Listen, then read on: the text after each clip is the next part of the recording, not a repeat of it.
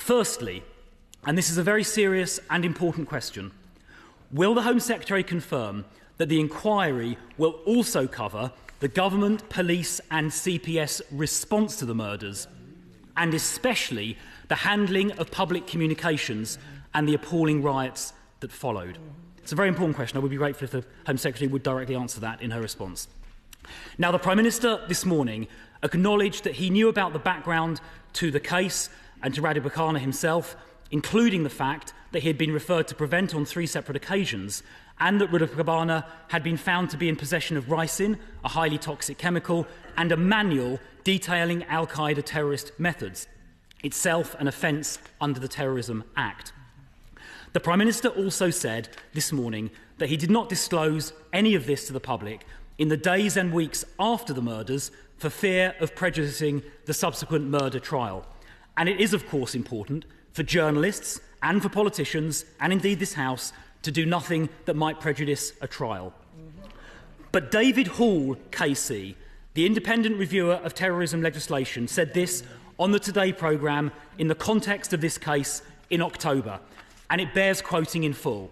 Jonathan Hall said this: "The government has to be aware that if there is an information gap, then other voices, particularly on social media, will fill that gap." He went on, "If there is any information you can give, put it in the public domain, and be really careful you don't fall into the trap of saying, 'We can say zilch because there are criminal proceedings.' Quite often," he said, "there is a fair amount that can be put into the public domain." Jonathan Hall concluded by saying, "The police now realise that just saying there is a charge, we can't say any more, is not going to cut it these days." So the independent reviewer is saying that the government and police can put some material into the public domain without prejudicing subsequent trials. And in fact, on October the 29th, Radu Bakana was charged with possessing the ricin and the terror manual. That was then made public. So if it can be made public in October without risking prejudice of the murder trial, it follows that it could have been made public in August without prejudicing that same trial.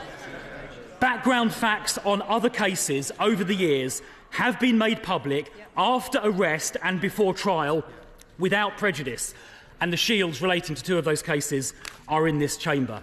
So why did the Prime Minister not make public some of this background information in August when he knew it, when later disclosure of that information in October demonstrated such disclosure could be made without prejudice? And why did the Deputy Prime Minister on July the 31st dismiss as, and I quote, "fake news" those saying there may be further facts to come out? Let me just briefly, Mr. Speaker, before concluding, explain why this is important.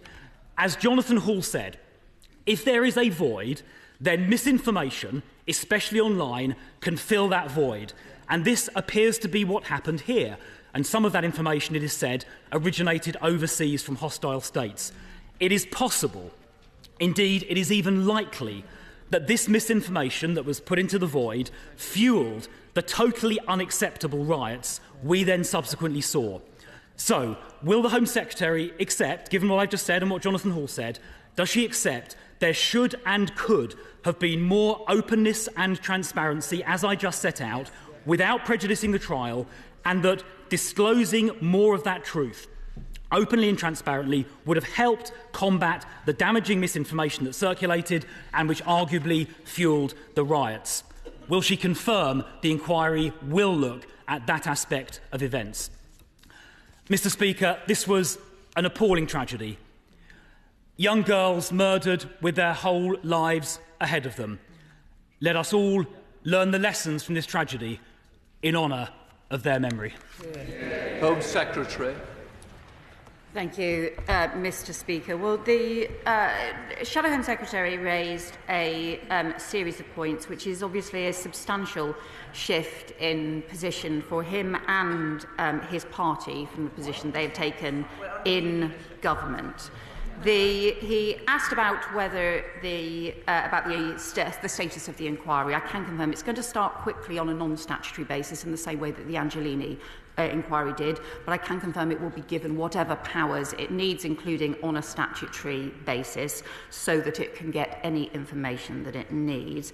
He referred to the Shawcross review. I can confirm that the government has implemented 33 out of the 34 recommendations, but I would just gently point out to him that actually the approach that the Shawcross review took was to say that the PREVENT programme should be narrowed and should actually just focus particularly on the cases around terrorism, and in fact could have put at risk, actually including less cases like this where ideology is less clear.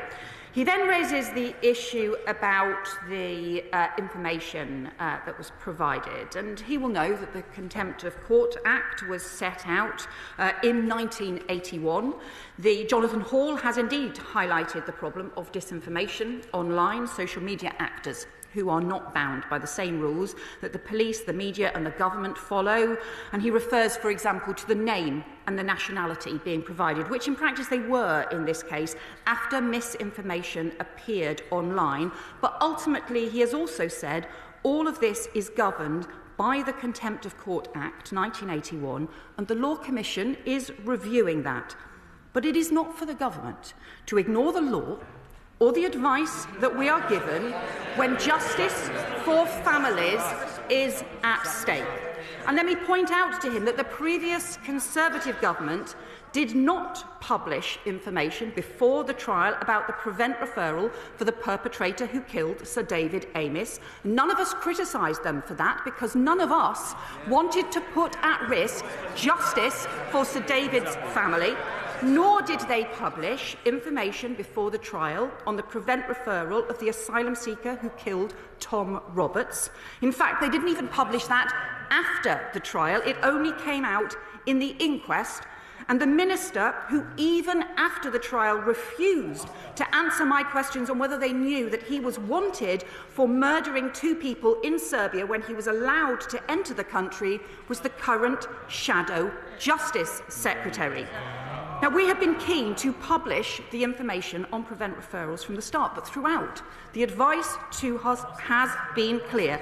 And if we had ignored the advice that we were given from about the case that put towards us and about the information that the police and the CPS were working through in order to get justice, and if as a result a killer had walked free, no one would ever have forgiven the government or anyone else. The most important thing is to get justice, and then once justice is secured, to make sure at this point the questions are answered about what went wrong and why 3 young girls' lives were lost.